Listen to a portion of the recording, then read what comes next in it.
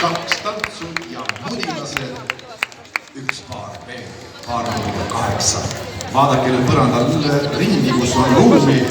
Proovime hästi jagada põrandat, et meil on võimalus näha, paista silma ning teilegi on 2 tantsu. Esimene on aeglane valss.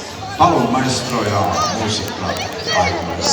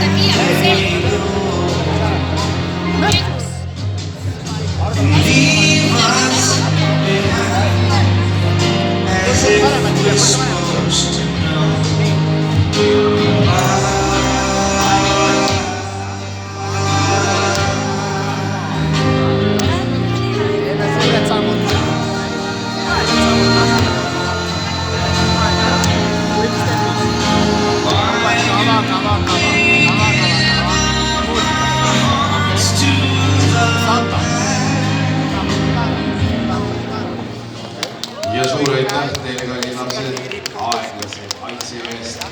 Teine tants teile on tšet-tšet-tšet.